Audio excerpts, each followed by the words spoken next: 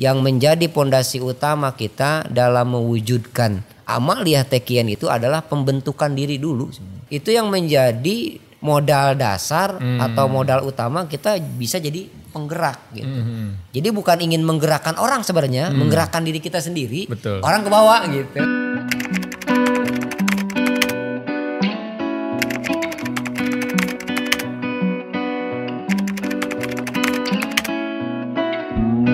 Hari ini aneh di sidang nih sama dua kakak beradik gitu kan.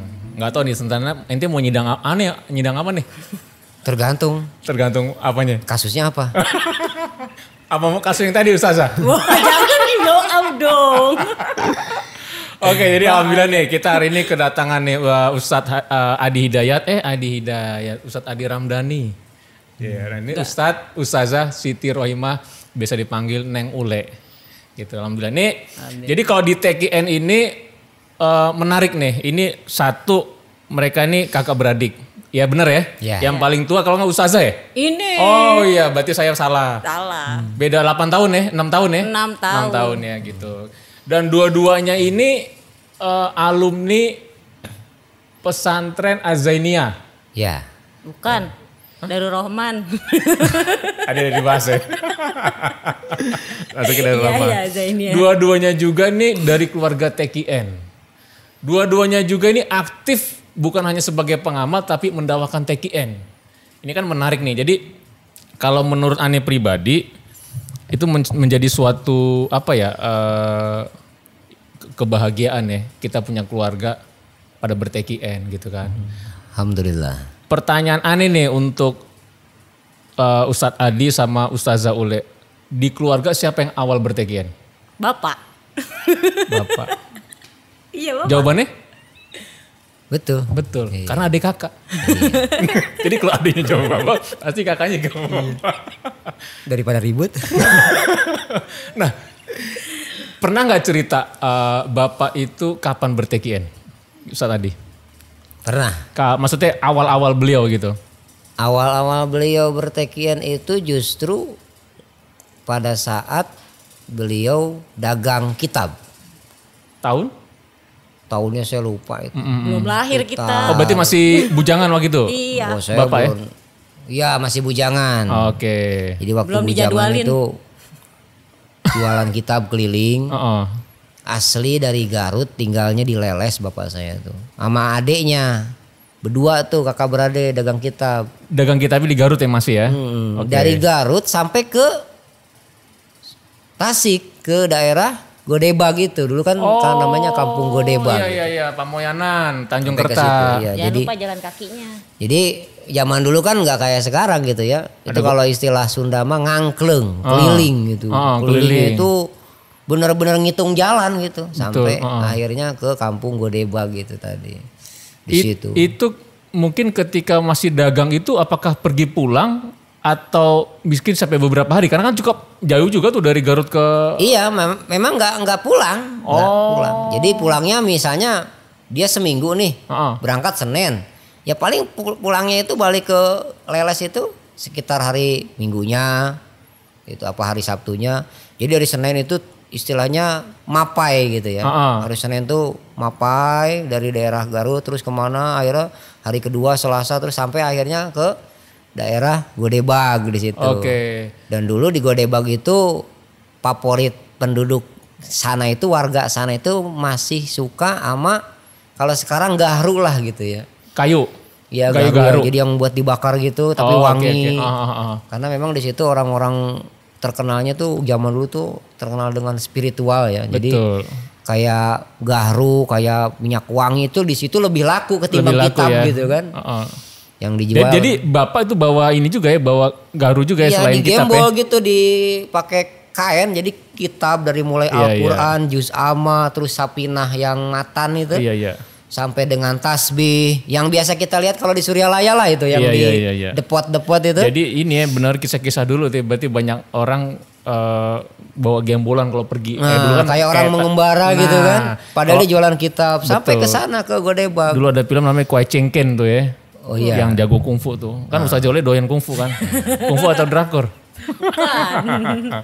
Nah, Itu kalau Ustaz Jolib masih ingat nggak Bapak itu sampai kapan tuh keliling dagang kitab? Itu kayaknya cerita itu udah hampir hafal, jadi tiap hari tiap lagi ngobrol tuh itu lagi itu lagi itu lagi. Direkam nggak? Enggak, direkam di memori. Oh, di memori. Iya. Jadi kalau cerita itu Bapak tuh ya tadi ya kan sama Pak Mang Rahmat, nama adanya kan Mansur Rahmat ya almarhum. Terus jalan, terus tiba-tiba sholat duhur di masjid di daerah, kalau sekarang tuh masjid daerah mana ya yang itu suka makan kita kalau pulang menjarah itu tuh. Iya di Pagar Agung lah. Pagar Agung. Kan ada Pagar Agung di situ. Iya ada masjid. Nah kalau itu kan yang sananya kan namanya Godebag. Sebelumnya itu kan Pagar Agung pasar itu. Betul. Yang sekarang pasar rame di Pagar Agung di situ. Begitu pas belok kiri ke Pamoyanan tuh nggak lama tuh Pagar Agung dulu baru Godebag. Gitu. Iya pokoknya di masjid kan ada yang dikir tuh. Nah Bapak ikut sholat nih, ceritanya Bapak nih. Lagi sholat nih, udah sholat dikir kan barang di belakang, terus ikut sholat, terus la ilaha illallah kan dikir kenceng, terus tiba-tiba seret sepi. Bapak ngomong gini sama adanya, man para man gitu. Padahal itu kan lagi dikir kopi ya kalau jauh. Kalau kita sudah dikir kopi. Man para man, hayo orang indit gitu ya. Udah kita pulang itu pada meninggal gitu para Ya udah dari situ jalan lagi itu masuk ke, seingat aku sih Bapak cerita tuh udah akhirnya masuk ke Suryalaya gitu kan. Masuk ke pesantrennya. Pesantren juga. Masih ingat nggak tahun berapa tuh? Waktu masih bujang pernah nggak? Jadi sekitar tahun 70-an lah 70-an ya. Kata Bapak sih abahnya masih jak-jak, masih ganteng. Masih muda, masih gagah. Iya masih gagah sekali kasep tuh. lah gitu ya. Masih kan pernah saya lihat juga ada postingan foto beliau muda tuh yang pakai peci hitam ya. Iya. Itu yang seperti yang hitam itu putih tuh. Iya yang agak udah hitam putihnya gak hitam putih banget. Yang agak kecoklatan yang terakhir. Kita ada hitam putih. Itu kayak gitu. Oh gitu. Nah itu istirahat di situ, istirahat lagi kan biasa jalan istirahat. Istirahat di pondok pesantren Suryalaya ya? Ya itu dulu Nurul Asror itu nggak kayak sekarang masjid gede gini ya kan? Oh gitu. Dulu tuh namanya Tajuk. Nama masjidnya? Bukan nama masjid, bentuk masjidnya. Oh, oke bentuk masjidnya. Kalau sekarang kan bentuk Masjid Nurul Asror kan megah ya, permanen ya kan, ada di konstruksi beton lah.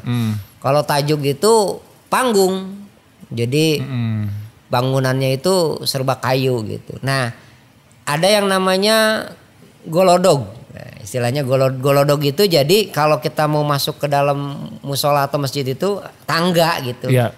Nah, duduk di situ. Bapak saya tuh sama adiknya itu. Abah keluar. Jang, kalau mau istirahat mas sini masuk aja ke dalam gitu kalau bahasa kitanya mah. Terus ditanya dari mana? Dari Leles. Oh iya. Dagang, ya dagang apa? Dagang kitab. Ayo katanya sholat dulu, ya ambil wudhu, ya. Begitu beres sholat, sama nemu zikirnya kayak di tempat yang tadi. Di masjid gitu. yang di Pagar Agung. Kata bapak saya ke adeknya nih, wah kita kayaknya nih kejebak lagi di sini katanya. Ini ada apa nih kalau kita kelamaan di sini bisa mati nih kata adeknya tuh Mang Rahmat. Ya. Orang habis dikir tadinya suaranya kenceng tiba-tiba senyap. Itu dipikir kan lewat gitu. Iya betul. Nah begitu udah selesai pas mau pulang sama abah dipanggil. Jang kadieu Jang katanya. Disampaikanlah, diceritakanlah tentang apa yang dia lihat itu pelajarannya begini kasih tahu. Terus adanya itu Mang Rahmat, adanya bapak saya bilang, hebat ya bisa tahu dia apa yang kita. Oh, jadi waktu itu bapak dengan Mang Rahmat adanya bapak itu kan nggak pernah ngutaran ke abah tuh ya? Enggak tahu. Abah tiba-tiba menjelaskan apa yang menjadi dalam benak pertanyaannya. Yang diomongin dia berdua itu. Okay. Wah kita kayaknya masuk ke ranah yang inilah misalnya gitu. Gitu kan. Nih kita nggak bisa pulang, kita bisa mati di sini nih kata gitu. Soalnya habis zikir kencang-kencang begitu katanya orang pada mati semua kata gitu. Nah itu waktu pangarsa abah nanya seperti itu. Apakah waktu itu langsung ambil talqin atau gimana tuh bapak tuh? Enggak, cuman diterangin gitu aja terus ya udah katanya mau jalan lagi nih katanya lagi jualan kan ya udah. Itu sampai berkali-kali begitu dan dilalahnya setiap kali istirahat sholat itu selalu di situ dapat istirahatnya tuh di Suryalaya. Di Suryalaya dalam mungkin setelah seminggu keliling di sekitar dapat sholat di situ. Dapat sholat singgah ya. Akhirnya ya udah lama setiap selesai sholat habis zikir dengerin beliau pangarsa abah nerangin tentang kaifiat zikir itu kan Dikir jahar hopi gini segala mulai paham. Nah udah akhirnya mau tuh. Bapak saya tapi adanya mah enggak. Man ewe lah orang ngomong sudah gitu. Udah katanya lu aja duluan, gue mah enggak, katanya gue nungguinnya di luar gitu. Jadi adanya mah enggak. Sampai sekarang, sampai beliau meninggal itu enggak ikut. Bapak saya kan akhirnya diajarin segala macam. Dapat lah. Nah dari situ awalnya. Ya sebenarnya kejadian gitu banyak juga ya. Kita juga punya teman-teman gitu kan. Ayo kita ikut belajar zikir. Udah lu aja deh. Gue di luar aja. Sebenarnya kejadian itu juga berjalan juga sampai sekarang. Sampai sekarang. Jadi kita istilahnya. Hidayah benar-benar. Maksudnya sudah ada pangersabah, sudah ada wakil talqin. Itu udah sudah di tempat. Mau ada proses talqin. Tapi tetap aja enggak. Nah kalau memang belum hidayah ya begitu. Betul. Udah benar-benar di depan mata istilahnya. Betul. Tinggal ayo aja gitu. Ibarat kata makanan udah di depan piring nih. Piring udah di depan kita nih. Iya. Tetap belum bisa kita nikmatin gitu. Padahal tinggal makan aja kan. Iya karena gak ada makanan membuku doang. Iya, makan atau buku. Nah ini yang menarik gini, oke. Akhirnya berarti rentang pertama kali Bapak ketemu pangersabah itu nggak lama, akhirnya talqin zikir ya? Ya. Gitu kan. Nah, ya belajar zikir. Kalau boleh tahu, ini kan Ustadz Adi sama Ustazah Ule ini kan keluarga TKN. Itu ketemu ibu. Apakah ibu juga waktu itu sudah ber-TKN? Oh belum. Oke. Malah posisinya ketika itu masih sama-sama waktu bujang sama perawannya itu ya masih umum biasa-biasa aja. Oke. Nah itu pun ketika nerima pembelajaran, kalau bapak saya dulu bilangnya tuh pembelajaran bukan talqin. Padahal sebenarnya abah tuh nalkin gitu. Dia nggak tahu kalau itu talqin zikir, cuman taunya itu pembelajaran. Jadi bapak waktu itu diajarin zikir sama abah begini gitu dia cerita. Pokoknya doktrinnya begitu. Padahal ternyata itu talqin gitu. Nah ya udah setelah menerima itu ya los gitu aja. Maksudnya dia udah menerima talqin nggak ngamalin gitu. Cuma nerima aja ya. Singkat cerita ketemulah sama ibu saya kan. Nikah, setelah nikah hijrahlah ke Jakarta. Di Jakarta jualan cendol. Terus sampai akhirnya jualan topi, souvenir segala macam di Taman Mini tuh. Nah di Taman Mini itu kita tinggal di Pinang Ranti. Nah di Pinang Ranti itulah mulai itu bapak saya tuh pas aktifnya itu ya di situ lah. Karena memang ada temannya juga. Sama orang Garut namanya Pak Koko itu. Dia juga lumayan berilmu juga. Jadi selalu ngajak debat gitu. Tentang tarekat. Tentang dikir yang kencang-kencang itu. Dia belum ada kenal tentang tarekat, itu tarekat belum. Jadi cuman tentang belajar dikir dari mana katanya, sampai teriak-teriak kencang-kencang, geleng-geleng begitu kata. Dan memang bapak saya dulu tuh sekeluarga mendawamkan khataman setiap Jumat pagi. Oke, sekeluarga itu maksudnya yang di rumah. Yang di rumah. Iya, bapak, ibu saya sama anak-anak. Iya kan saya masih pada kecil. Jadi mau enggak mau kan kita harus jadi ikut gitu. Sebelum berangkat ke sekolah tuh ikut aja gitu. Tapi itu banyak khataman aja udah. Itu siapa aja maksudnya? Keluarga aja atau gimana? Anak-anak kita ngadain keluarga, cuman dari tetangga sekitar ada apa sih, pengajian apa sih, gabung akhirnya jadi banyak. Jadi banyak gitu. Terus nanya ini apa sih ini amalannya gitu, kita pada mau belajar di mana sih, pengen kok kayaknya enak banget gitu karena kan bacaannya itu benar-benar seragam ya. Kalau saya perhatikan zaman saya dulu waktu kecil khataman di rumah Jumat pagi dengan sekarang itu lebih terasa hikmatnya itu di zaman itu. Jadi imam itu benar-benar bisa membawa makmum dari mulai temponya ya, bukan tempo waktu, tempo ketika membawakan ya, sampai dengan ayunan-ayunan bacaan di dalam khataman itu yang hasbunallah wa ni'mal, itu sampai seragam, nggak uber-uberan dan emang enak. Nah itu yang bikin jadi daya tarik. Jadi ternyata itu juga mempengaruhi sebagai sarana dakwah gitu kan. Cara membawanya itu. Akhirnya ya kita bawa. Dulu kan yang populer tempat manakib terbesar di Jakarta itu kan di tempatnya Pak Gunawan. Gunawan ya. Nah di Pak Gunawan sama di Pak Ucu Suparta almarhum. Pak Gunawan masih ada, pindah ke Sukabumi sekarang. Di Pulau Mas waktu itu. Iya, Pulau Mas. Di situ kan selalu ada dua kan. Ya. Pangersa Ajengan Jejen Bapak yang sekarang ya kita kenal sebagai Pangersa Uwa dengan yang itu ya. Nah setelah itu disitulah kita setiap bulan rutin Jadi Jumat pagi kita khataman di rumah, setiap ada manakib datang. Itu bisa sampai disewakan bis AL. Iya. Itu. Sama seperti di ini di Cakung dulu kan Pak Ading Sutarno tuh. Nah, itu Pak Ading emang sama kita sebutlah satu tim gitu. Selalu 2 wakil talqin juga. Selalu 2 itu juga karena memang iya. dulu seperti itu masih. Iya.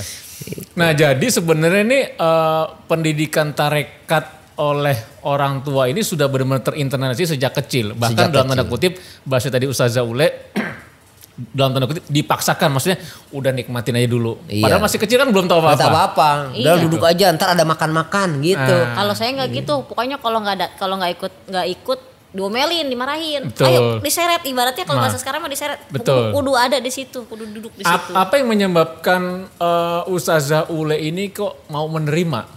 Ya, gini nih, kan masih kecil nih. Kalau masih kecil kan kadang-kadang apalagi pada subuh ya? Pagi ya? Abis isrok. Jadi setelah sholat subuh kan dikir tuh.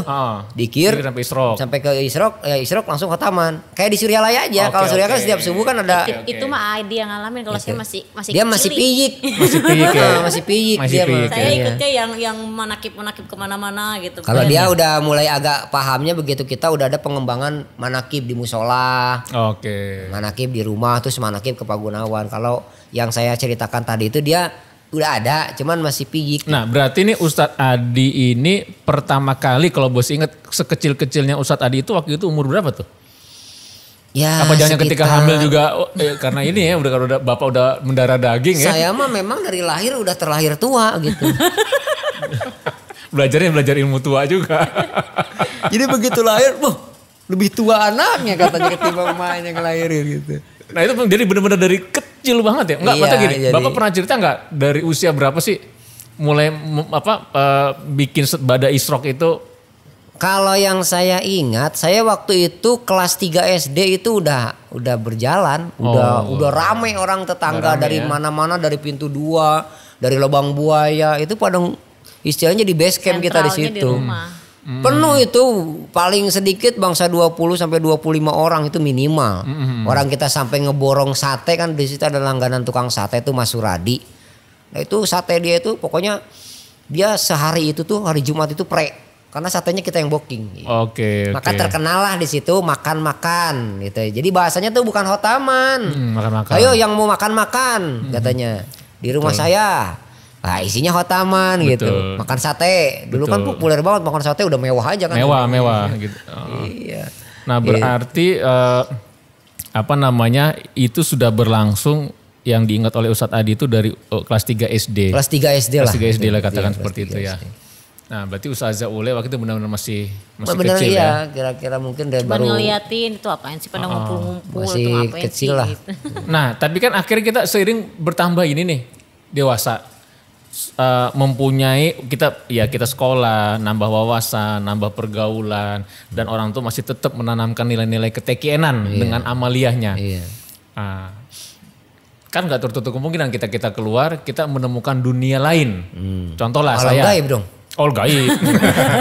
Contoh saya akhirnya ketemu teman-teman ya dulu pernah ikut juga Liko gitu segala macam, sampai segala macam. Tapi akhirnya nggak menemukan juga tuh gersang juga gerah gitu kan. Nah akhirnya kita memutuskan tuh, ya kan? Kasih kita setelah Kapan itu kita, jadiannya? Kapan jadiannya? Udah mutusin aja. Sebelum rekaman kita udah jadian. Gitu. Nah kita memutuskan akhirnya emang ini jalan yang kita tempuh nih. Nah di usia berapa kira-kira Ustadz Adi sama Ustazah Ule akhirnya memang inilah TKN. 6 SD. 6 SD? Iya. Coba apa ininya poin besarnya tuh yang membuat bener nih gitu. Ya karena kita dunia anak-anak ya kan dunia bermain. Ngelihat orang pada zikir, khotam. Tadi yang saya bilang bawaannya tuh enak gitu loh. Bawaan bacaannya tuh enak. Temponya Kan kalau anak itu kan masih sangat polos ya. Jadi lagi masa-masanya jauh hal-hal yang sifatnya kayak orang dewasa lah ya. Jadi yang positif itu kayak apalagi yang bawanya enak bisa bawa gitu ya. Itu sampai dia mati pun gak akan lupa. Yes. Gitu. Nah itu ya akhirnya dari situlah udah mulai terbentuk. Makanya tadi saya bilang yang menjadi pondasi utama kita dalam mewujudkan amaliyah tekian itu adalah pembentukan diri dulu. Kalau diri sudah terbentuk, diri itu kan nafs ya. Yang pernah saya dengar ya pembahasan dari Jihan ya, Kang Jihan. Nafs itu ada amarah, lawamah sampai dengan kamilah itu. Nah itu pembentukan di situ kalau udah mulai terbentuk, minimal dia sudah berada di wilayah mulhimah. Nah itu udah mulai enjoy dia. Nah yang saya bilang ketika selesai SD kelas 6 ditanya mau sekolah di mana, mau pesantren di mana, jangan jejen. Karena memang yang saya tahu saat itu yang figur itu ya. Karena emang di bawahnya lingkungan itu aja gitu. Sini ketemu lagi, kesini ketemu lagi, dan memang sosok beliau gitu. Saya mengidolakan beliau dulu. Saya mengidolakan penguasa uang. Jadi bersyukur ya dengan masuk ke sebuah lingkungan yang memang sudah terbentuk ya. Iya, maksudnya udah terinternalisasi. Nah, kalau Ustazah Ule sendiri itu mulai kapan dalam diri tuh ya ini memang di tarekat ini sesuatu yang perlu diamalkan gitu kan? Kapan ya? Berarti ini luar biasa kelas 6 SD. Saya 6 SD mah masih. Kalau saya kan emang sanawiyah aja kan udah dilempar. Dimasukin di pesantren kan di sana. Dijeblosin lah gitu. Dijebloskan. Kayak bawa kasus saya. Iya. Tadi soalnya pembukaannya ngomongin kasus. Iya. Jadi saya yang disidang. Iya. Iya, kalau saya sih pas di nggak enak nyebutnya di sana karena kan kalau kan di langsung di sana gitu. Kalau saya di sebelahnya, di satunya. Nah di satunya itu kan emang suka diajarkan gitu kan. Kalau abis subuh tuh emang aja kita pas habis kita suka dipanggil sini gitu kan. Diajarkan dikit, terus diajarkan gimana cara tawaju, terus tawaju itu kayak gini, terus terus dikir di dalamnya disebutin, terus lafadznya dibayangin. Jadi saya tuh dulu masih kecil sanawiyah tuh nunduk, tapi sebenarnya belum ditalkin ya, nunduk terus tapi suruh ingat sebut nama Allah gitu kan. Tapi harus ngebayangin tulisannya tuh. Jadi kayak kita nunduk alif, tapi alif kayak gitu loh, kayak kita ngegambar gitu loh. Melukis. Terus gitu, terus tiap pagi kayak gitu. Terus kalau bangun juga kan selalu kalau saya nggak ke masjid tuh malah saya disamperin. Sampai ke kamar disamperin, kok nggak ke masjid, ayo gitu. Jadi nggak pernah ke masjid duluan, disamperin. Di situ. Tapi kalau pas semangat mulai belajar akhirnya, di situ mengenalnya ya, di situ mengenalnya. Terus saya mulai pindah ke Azainiyah, ke Darul Rahman, karena di Darul Rahman juga kan makin kental lagi. Tiap bulan malah kita ditalkin ya sama bapak ya. Pokoknya tiap bulan tiap manakib tuh ditalkin. Jadi kayaknya terus udah gitu ditambah lagi ada Riyado, ada ini, jadi kayaknya emang jalurnya harus ke sini. Nah, gitu. Usia kapan pertama kali ditalkin Ustazah? Ditalkin berapa ya? Usia dengan sanawiyah. Dengan almarhum. Iya, dua-duanya udah semua. Enggak pertama kali waktu pertama kali. Paling pertama sama iya sama pengarsa uwa ya. Kalau Ustaz tadi? Kalau saya menerima talqin zikir itu pertama saya dengar itu karena saya sering ngikut diajak bapak bawa ikhwan ke Suryalaya. Ya dari pengarsa Abah. Allah. Di majelisnya beliau yang dulu masih pada seneng bawa tip recorder, tahu ya? Iya, yang kecil gini nih. Buat ngerekam. Taruh di salon tuh di speaker. Iya. Pengen saking ngerekam suara Abah asli. Dan sekarang kayaknya udah banyak nih, ada yang beredar. Nah, Bapak pernah ngerekam gak dulu Bapak? Dulu pernah. Karena ada memang gak tuh? Yang ngerekam bukan bapak saya. Ada, kita punya kayak sekarang ada kru lah. Kita kalau ke Suryalaya itu kan sampai berapa mobil. Iya. Ukuran Metro Mini ya yang dari AL itu. 3/4 itu. Iya, itu kan ada krunya ya, ada yang bagian ngerekam segala macam. Itu bagian itu ada di Pinang Ranti yang saya bilang tadi tuh Pak Koko itu. Ada, dia punya kaset pita asli rekaman. Berarti dari tahun 80-an kalau begitu nih. Iya, ya. Abah juga masih ingat nggak tahun 80-an Ustadz Adi saat berjumpa pengarsa Abah? Ya, tergambar sekali tergambar ya, beliau jelas, duduk di kursi yang kulit itu loh, yang besar itu. Udah di madrasah atau di madrasah yang dulu pengarsa Abah sepuh nih yang jadi di madrasah yang sekarang okay. Posisinya di situ rumah beliau di ya. dalam. Cuman kan posisinya pada saat itu kan antara ruang tempat kita musopaha dengan ruang TV itu kan los. Kalau sekarang kan belum ada tembok sama pintu ya. Iya, jadi tangga itu langsung los ke dalam. Kalau sekarang kan itu kan ada lagi tembok dikasih lagi itu ya. Pintu. Nah dulu masih los. Jadi semua kalau talqin itu langsung Pangarsa Abah di situ tempatnya, bukan di masjid. Oh, berarti sama seperti Ardintong ya, dia ditakin di tempat TV. Tapi itu Ardintong kan tahun 2000-an udah agak kesini. Emang panjang itu proses talkin seperti itu tuh panjang sampai sekitar tahun 2000-an bisa itu sekitar tahun segitu. Itu kan metode itu kan ketika kita bukan atau di luar momen manakib gitu. Jadi kita kesananya bukan pas manakib, jadi dikumpulkannya di situ, bukan di masjid. Kalau yang sekarang kan istilahnya asal habis sholat subuh ada talkin, talkin situ. Gitu. Kalau dulu di situ yang sama Pangarsa Abah langsung ya. Nah, jadi itu berarti sekitar tahun 80-an masih ya SD tadi ya. Iya, SD itu. Saya udah maksudnya ngikut aja gitu, ngikut proses talkinnya lah gitu. Masih tergambar jelas padahal bagaimana. Kan di situ ada aturan ya, anak kecil atau yang bawa balita tolong biasanya seperti itu. Dititipkan apa dikeluarkan dulu, itu ya kan pintunya ditutup. Saya emang enggak. Ada tetap aja di situ. Karena waktu anak-anak nggak pecicilan. Iya. Nggak petakilan. Emang saya dari jadi kecil nggak ganggu. Emang saya dari kecil sampai sekarang kalem saya orangnya. Enggak, di rumah dia kalem. Di rumahnya dia nakal sama adenya. Saya percaya deh kalau adenya ngomong. Waktu itu sudah muncul kesan belum dengan Pangarsa Abah? Udah ada. Apa yang yang terlintas di dalam diri saya itu kita masalahnya namanya masih kecil ya. Ketika ngelihat sosok beliau itu ya dengan itu enak, adem gitu. Kita kayak anak kecil yang lagi ditimang-timang gitu, lagi di apa sih ya kalau zaman dulu kan kalau lagi dimomong gitu ya. Dimomong itu kan kayak dilantunin sholawat. Kayak gitu aja, kayak dilantunin sholawat, kayak dilantunin bacaan-bacaan. Padahal itu proses talqin zikir. Karena kan di situ kan ada usikum, wa nafsi dan seterusnya kan. Nah seperti itu kita nyimaknya itu kayak kita lagi di timang-timang gitu diinin sholawat. Enak aja gitu, enjoy. Saya disuruh geser aja nggak mau gitu.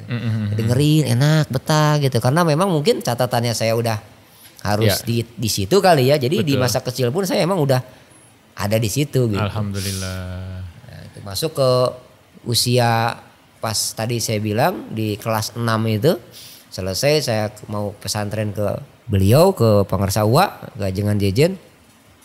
Kata bapak ke Suryalaya dulu ke Abah. Nah, di Abah juga begitu sama, masih komunikasi. Ditanya dari mana, ini siapa? Ya, yang bawa kan Aki Ahum tuh, kakek dari paman dari ibu saya, almarhum. Di Panjalu dia tinggalnya. Panjalu di situ kan ada situ Lengkong tuh. Iya. Nah, dia tinggal di situ di Panjalu. Dianterin terus ke Dan Suryalaya. dawam setiap subuh itu sholat subuhnya itu berjamaah di Suryalaya. Nah, jadi saya ngikut sholat subuh ke sana gitu. Beres sholat subuh, isrok, barulah ke tempat beliau. Ketemu dengan beliau, ditanya dari mana, siapa, segala macam. Nah, akhirnya ya pesan dari beliau itu tadi. Ada 7 poin. Di antara poin yang 7 itu. Pesan dari Pangarsa Abah? Abah, ya beliau masih komunikasi ya dengan suara yang begitu lantang. Kudu nepikeun ka anggeus gitu. Jadi nggak ada pakai power nafsu atau segala, enak gitu, lembut tenang gitu, lembut gitu. Kudu nepikeun ka anggeus, harus sampai tuntas gitu. Dan saya setelah itu dapat pembekalan dari beliau, langsunglah beberapa hari kemudian ke Darul Rahman yang sekarang jadi Azainiyah. Jadi ini lulusan Azainiyah, lulusan Darul Rahman. Sama. Darul Rahman. Tadi kan ini nggak mau bilang Azainiyah. Soalnya ijazah saya kan Darul Rahman. Ijazah Darul Rahman soalnya. Kalau Ustazah Uleh sendiri pertama ke Pangarsa Abah masih ingat nggak? Pertama ke Pangarsa Abah itu nggak tahu ya kalau masih anak kecil. Apakah bareng Ustadz Adi juga? Nggak tahu itu saya ikut apa enggak, zaman masih kecilnya nggak ingat. Enggak, dia nggak pernah dibawa, saya doang. Karena berarti, kan berarti yang pertama saya dia itu beda, perempuan juga lincah, dia nggak bisa diem. Berarti kalau tadi pas bisa di sini dikeluarin dulu tuh. Kayaknya jangan gitu. Dulu gitu. Makanya kalau manakib tuh bapak saya selalu yang dibawa, saya nggak pernah bawa dia gitu. saya pecicilan. Jadi ketahuan. Terus gimana Ustazah pertama kali ke Pangarsa Abah? Yang diingat lah ketika udah ini. Pertama kali Pangarsa Abah justru malah bareng rombongan ziarahnya Pangarsa Uwa. Santri dari Sukabumi ya. Santri dari Sukabumi, masih ingat banget itu selesai dari Jogja, selesai biasa wisata rohani gitu lah. Religi. Iya, wisata religi. Terus kan ke Suryalaya, di situ Suryalaya malam, terus subuh-subuhnya kita suruh dibangunin, ayo kita sholat subuh bareng gitu. Udah sholat subuh. Abis sholat isrok tuh ngumpul di ruangan di madrasah situ ngumpul semua percis banget posisinya kayak saya di sini, Kang Alim di sebelah sana, itu kayak tepat posisi Abah tuh kayak begitu. Jadi saya duduk, Abah dengan posisi yang saya kalau nggak salah udah sanawiyah sih itu sanawiyah. Jadi Abah lagi duduk di sofanya, yang di sebelah sininya ada asistennya gitu kan. Saya kayak posisi saya tuh percis begini ke depan, percis banget ya gitu. Jadi saya pikir, oh ini Abah Anom tuh ini. Malah justru di masa kecil saya itu, saya nyangkanya itu ajengan jajan Abah Anom gitu. Karena memang kan bukan sering ke Pak Gunawan, udah diajak sama Bapak disitu ketemu ajengan jajan. Iya kan, ya justru itu. Ya beliau ajengan jajan itu saya pikir, oh ini kan ya Abah Anom yang di Suryalaya gitu. Waktu awal itu. Nah, awalnya waktu masih kecil ya begitu, pas kita mau mondok, mau ke tempat beliau, kata Bapak, udah ke Suryalaya dulu ketemu sama Abah Anom. Saya agak bingung juga kan karena saya pikiran kok ke Suryalaya. Oh ya udah saya ikut aja, katanya begitu. Ke Suryalaya bertemu dengan Abah Anom ini gitu. Oh no ajengan jajan gitu. Dulu saya pikir karena memang kan dulu kan lebih populernya kan Pondok Pesantren Suryalaya pengersa Abah Anom ya kan. Sama ajengan jajan gitu kan. Betul. Nah namanya masih kecil kita dulu waktu saya kelas 3 kelas 4 saya pikir tuh ya Abah Anom itu ya beliau ajengan jajan. Betul. Ternyata lain gitu ya begitu kita.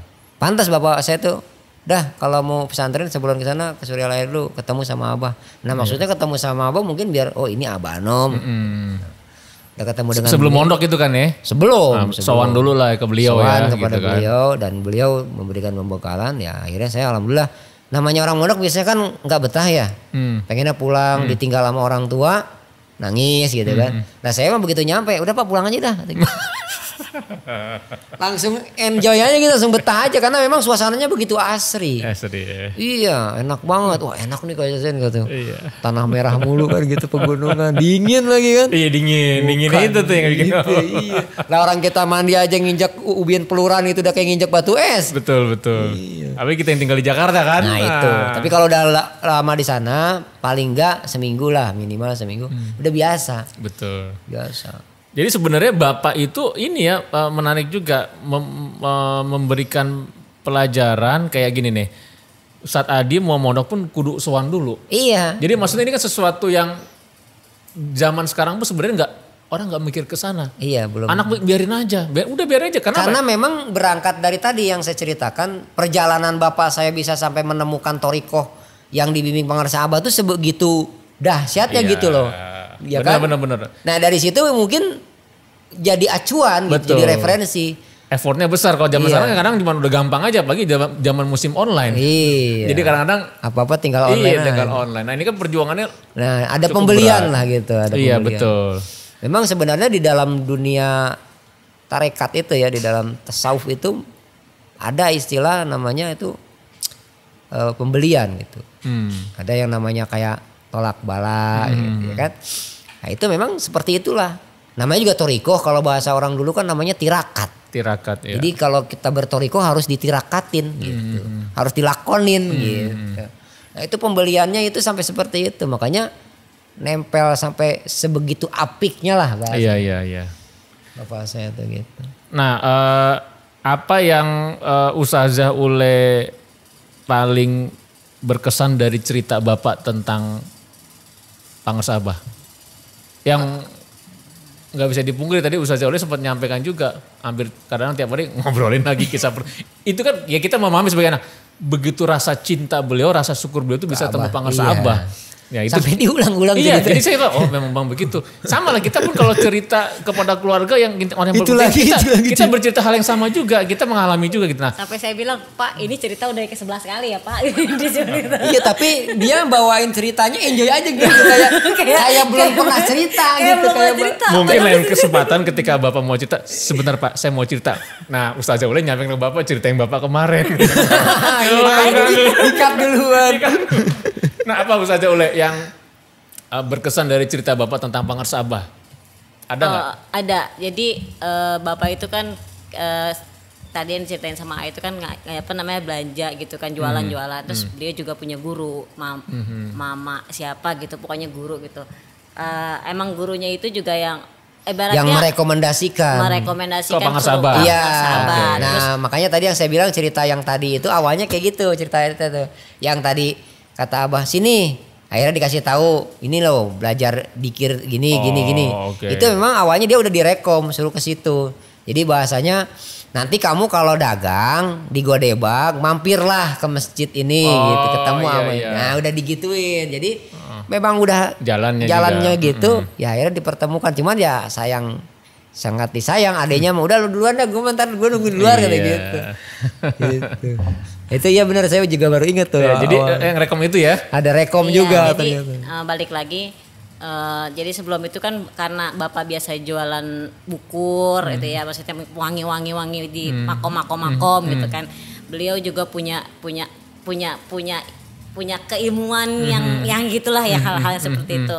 Nah, beliau bilang itu setelah sampai yang saya yang bikin wah ini bener-bener thorikpetnya Bapak bener-bener dilepas banget ya, maksudnya dia semua yang punya dia punya gitu ya, setelah dikasihin semua Abah, gitu. Iya, setelah turunin ketemu gitu. sama Abah gitu ya, yang tadinya dia punya ilmu A B C D E diturunin sama semua Bapak semuanya gitu, dilepas. Bapak sendiri ngelepas? Iya, dibuang. Enggak, dengan semuanya. sendirinya begitu menerima dan begitu Pangarsa Abah memberikan talkin. bimbingan. Ya kalau kita sekarang talkin ya, kalau pada saat itu malah justru Bapak saya enggak kalau itu talkin. Iya, taunya cuman dikir. Pembelajaran aja. Sini kalau mau belajar dikir gini. Jadi belajar dikir.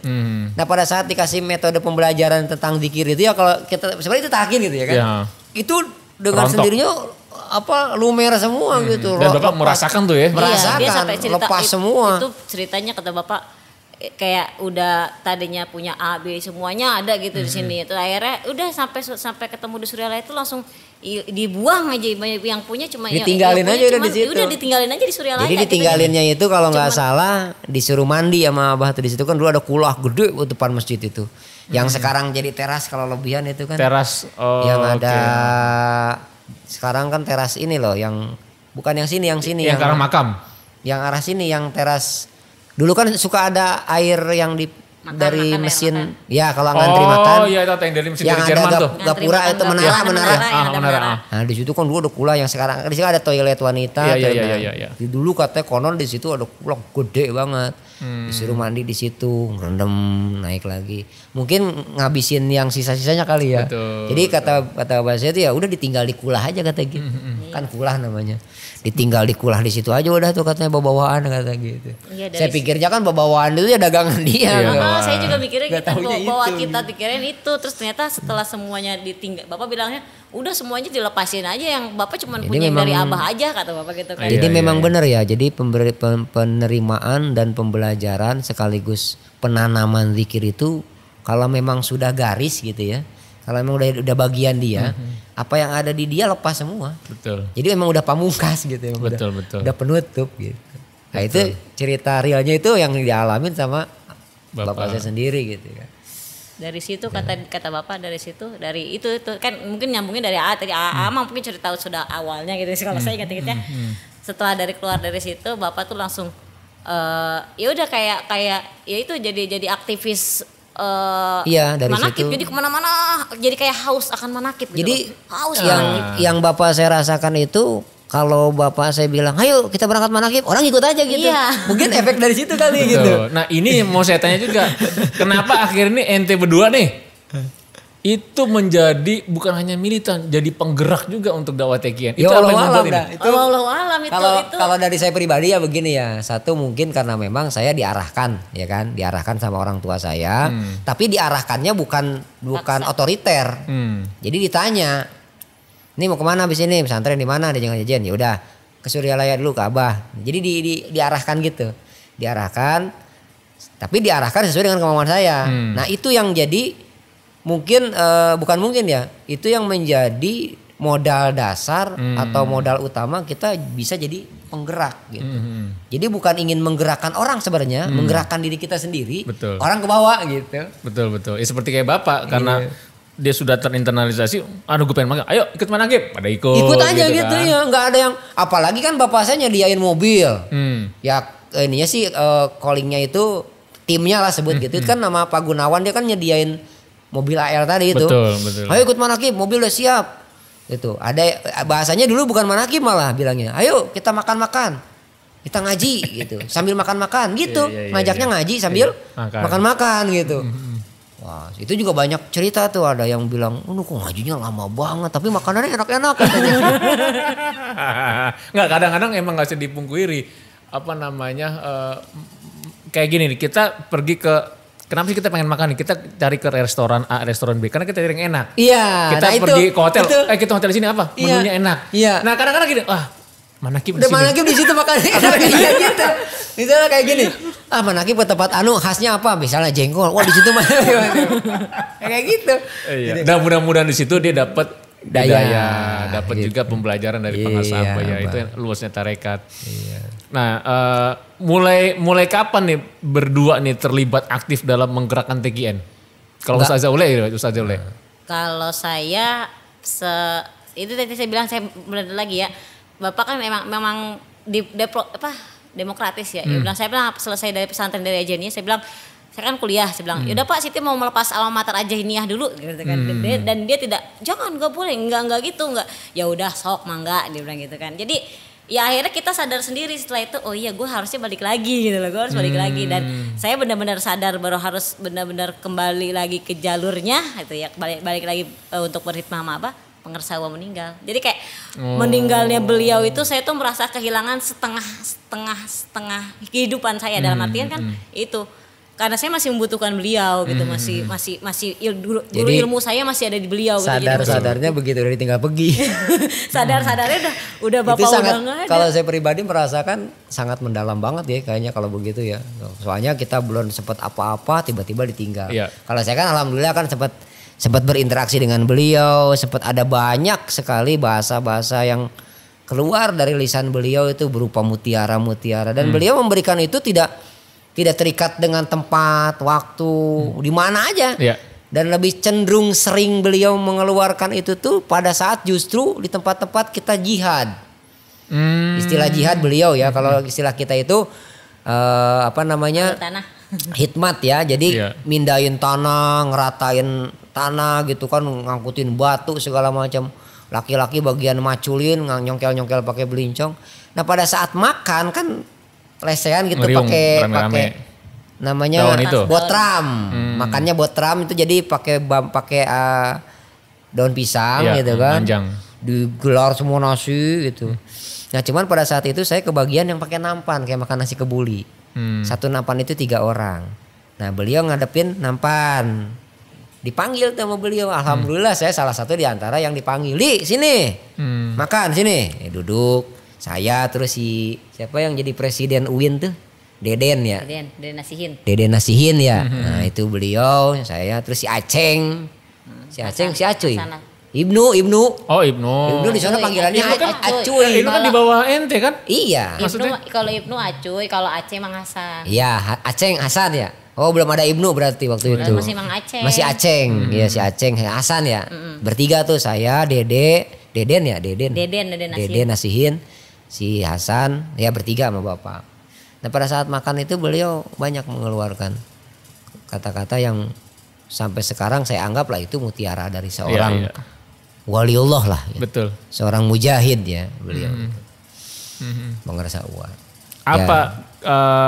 Oke, ini kan berarti salah satu wasilah Bapak akhirnya karena udah ber-TGN, Ustadz Adi sama Ustazah Ule itu nyantri di Ajainiyah.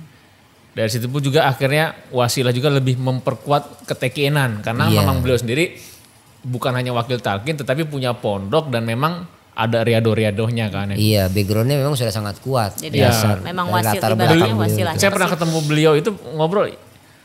Emang tuh ngurusin MUI, ngurusin apa aja diurus itu.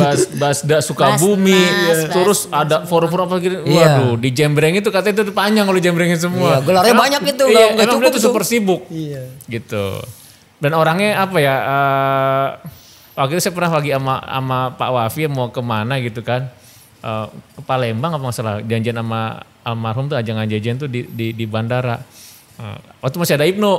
Ada Ibnu. Ibnu mah itu generasi terakhir sebenarnya Ibnu. Iya, ya masih tahun 2000-an lah waktu itu saya mungkin 2010-an kali ya atau 2010 ke atas lah gitu kan. Ada Ibnu, ya itu beliau lagi capek, enak aja santai, kiai besar ya, tapi santai di kursi ini nih sebelum boarding kan banyak kursi tuh di pinggiran bandara, dia lagi nyelonjor, lagi dipijit. Iya.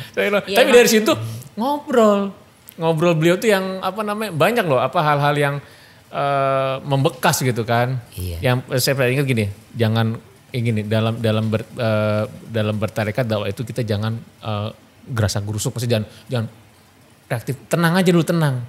Itu salah satu pesan, karena saya dulu pernah pas lagi sama Kiai Wafi itu kita karena harus cepet bilang tenang aja, saya dapat pengalaman tuh, tenang aja. Jadi dalam dakwah itu jangan gerasa gerusuk, jangan sporadis, tenang aja, tenang nanti ketemu jalannya gitu kan. Nah, itu saya ingat dari beliau. Nah, kalau menurut Ustazah Ule sama Ustadz Adi nih, kan endingnya itu kan akhirnya di pesantren Suryalaya. Dari bapak, keluarga, ngomong-ngomong 2 bersaudara aja ya? Kita semua ada 4. Ada 4. Kakak saya perempuan, ya kan. Sekarang di climbing. Atlet, iya. Oh, yang kemarin ini ke Swiss. Itu adek. Kalau saya. Adeknya siapa? Iya, adek dari yang kedua, ibu yang kedua. Adeknya Ustadz Adi juga? Iya, kan ibu saya kan meninggal, nikah lagi, punya anak itu yang kemarin ke Swiss. Kalau ini kita emang saya bungsunya. Satu berarti 4 bersaudara. Jadi di bawah saya persisnya nih, terakhir tuh. Habis itu ibu saya kan sakit meninggal. Nah itu perjalanannya panjang lah istilahnya kalau diceritakan. Intinya memang kita bisa berada di Thoriqoh itu ya intinya karena garis. Karena memang sudah ada garis gitu. Dan itu mengalir begitu aja tanpa ada paksaan, tanpa ada tujuan. Ya udah begitu aja. Gitu. Walaupun kita mau belok dulu dibolehin. Meskipun dalam perjalanan itu misalnya kita keluar dulu gitu. Iya, kayak saya keluar dulu. Karena saya juga sempat off ya, maksudnya benar-benar sampai saking dulu kan pernah dikasih kesibukan jualan ya, dagang. Jadi kios yang di Taman Mini itu diserahkan ke saya nih sebelum nikah sama istri itu, diserahkan ke saya kelola, sibuk kan dagang, banyak pengunjung segala macam.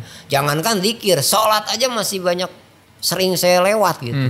Terutama di waktu-waktu rawan tuh kayak duhur ke asar itu kan lagi rame-ramenya kalau di Taman Mini itu kan tempat wisata kan. Jam-jam rame itu kan. Betul. Jadi kita sampai sholat aja kita tinggal gitu. Ya apalagi yang dikir gitu. Betul. Nah diingatkannya itu setelah ya mulai sepi lah gitu. Mulai sepi diingatkan terus dipertemukan sama ikhwan. Namanya sama Ibnu juga tuh. Di daerah Pondok Gede ujung aspal Jati Murni. Sekarang ikhwan di sana banyaknya itu kesana nyebrang. Ya, sedang berseberang gitu kan. Betul. Nah itu dia tuh yang datang ke saya ngajak, yuk kalau minggu pagi manakib di mana di Pak itu siapa nama Pak Ucu. Oh Pak Ucu Suparta. Iya kan dia tinggal itu rumah yang dipakai manakib. Dia kan tinggalnya di Bandung. Cuman tempat manakibnya itu di Sumir tuh. Pondok Gede Sumir yang arah mau ke Keranggan ujung aspal. Saya pernah deh. Situ yang sebelah yang Pondok Gede kan? Rumahan apa sih namanya itu ke dalam. Iya. Pondok Gede Hankam kan, yang arah mau ke ujung aspal Sumir. Dan ada ketemu ada Sumir itu.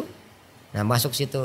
Nah, di situ saya awalnya di situ. Mulai aktif. Mulai aktifnya tuh awalnya tuh di situ, mulai bangkit itu. Dan itu dari kejadian dibuat sepi itu justru adalah rangka penyelamatan. Ya, emang dipindahin gitu. Rangka penyelamatan juga itu, iya, tempat kamu bukan di sini, ke sini gitu. Dievakuasi lah gitu. Karena memang banyak jebakannya kalau saya masih. Jadi kalau gitu bersyukur saatnya ketika lagi ramai tiba-tiba sepi itu bersyukur ya? Bersyukur banget saya. Awalnya sih emang bersedih gitu. Iya benar. Ternyata jadi bersyukur ya. Jadi bersyukur. Itulah kita nggak tahu benar dong ya apa yang baik menurut kita belum tentu baik menurut Allah gitu. Begitu kan sebaliknya. Gitu kan. Nah kalau Ustazah Ule ini kan sampai bisa aktif ke Ibu Bella, aktif ke behind the script. Ngobras. Tuh kan sekalian promosi kan Ngobras. Jangan lupa nih Ngobras IBJ sekarang udah punya YouTube loh. Ibu Bella Jakarta itu udah punya YouTube. Nih punya acara Ngobras. Kalau kita mah ngopi aja. Ngobar gitu kan. Nah Ustazah Ule apa kalau tadi wajar lah kemarin kita ketemu beberapa ikhwan ikut bikin podcast kisah berteki ini juga gitu kan. Namanya anak-anak muda ya masih kita remaja itu termasuk saya. Masih muda ya? Ya ini cuma kena bunga jambu aja. Jadi kadang-kadang muncul hilang ya kan. Muncul lagi hilang. Tapi ada satu titik alhamdulillah insya Allah terus istiqomah balik ya. lagi ya. Kita udah gak mau hilang-hilang lagi terus gitu kan. Pengennya begitu. Pengennya mudah-mudahan ya Ustadz ya. Nah tadi Ustadz Adi juga udah ketika dapat rame-ramenya itu kios dagang brek sepi justru di situ menjadi penyelamatan dipindahin. Nah Ustazah Ule bagaimana kisahnya tuh? Pernah gak ngalamin hal yang sama? Kok jadi saya yang nanya? Pernah gak ngalamin yang sama? Dengan cerita yang berbeda. Enggak sih, ya itu. Ini luar biasa kalau enggak nih. Gimana? Kayaknya lempeng-lempeng aja enak banget nih. Padahal petakilan katanya.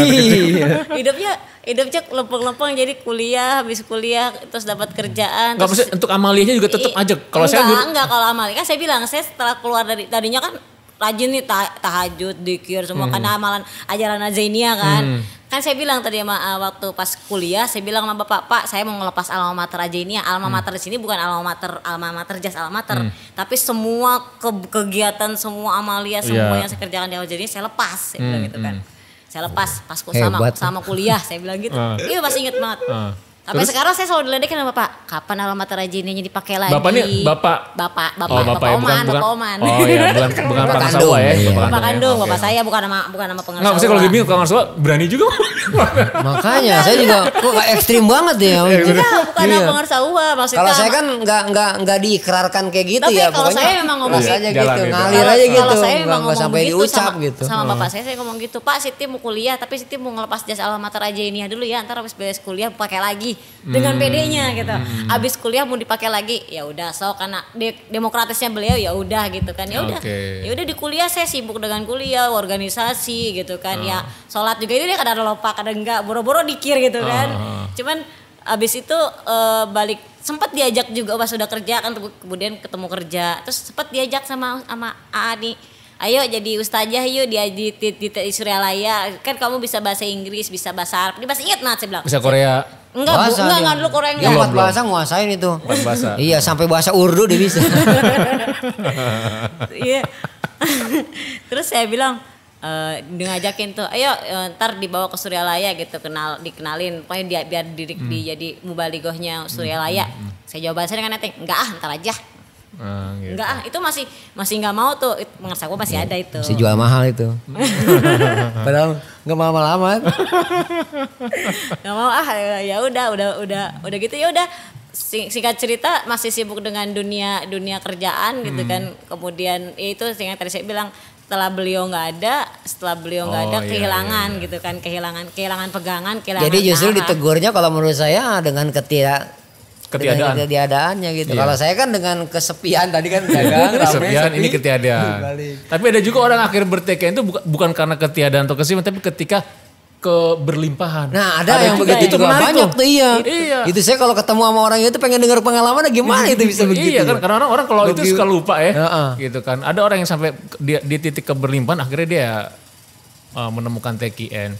Jadi memang ini ya ya bersyukur ya kalau saya dengar kisahnya Ustadz Adi sama Ustazah Ule ini memang berangkat dari keluarga TKN. Ya bersyukur orang tua bapak sudah bertekad dari muda terbentuk akhirnya ketika punya keluarga dari kecil pun dalam tanda kutip dipaksakan itu memang sesuatu yang bagus. Saya pun juga mencoba ke anak-anak juga seperti itu karena tadi ketika podcast saya dengar juga tuh. Pokoknya ajakin manakib, udahlah pokoknya dari masih digendong gini, udah berangkatin manakib, ikutin manakib, mau ini boleh. Iya tuh, saya juga sampai gitu masih terngiang gitu. Kan kalau anak kecil nggak boleh ikut manakib Pak katanya. Udah duduk aja di sini. Bener nggak dikeluarin di majelis di madrasah Abah itu pas pada takhir itu nggak disuruh keluar nggak nih, udah duduk aja sini kata bapak saya. Ya udah saya diem aja ngeliatin ya gitu. Dan emang benar gitu sampai ya. Itu memang kan dalam rangka pembelajaran juga tuh kayaknya iya gitu seperti itu. Alhamdulillah. Jadi ya bersyukur deh. Dan menarik ini dan akhirnya alhamdulillah Ustadz Adi sama Ustazah Ule ini belum akhir, masih panjang perjalanan kita kayaknya. Iya, mudah-mudahan sampai akhir nih ini. Kan apa sih harapan kita? Sampai akhir itu kita bersama beliau. Iya, itu aja. Kalau kita nggak sama beliau udah suatu siapa lagi kan gitu. Musibah besar. Nah, naudzubillah. Bukan masalah toko sepi ditutup, bukan masalah kita ada keluarga atau bahkan even wakil takin meninggal misalnya gitu. Bukan masalah itu kita sedih. Iya. Tapi musibah terbesar kan kalau kita sudah tidak putus bersama dengan beliau. Nah, itu naudzubillah. Wah, itulah kita naudzubillah min dzalik nih.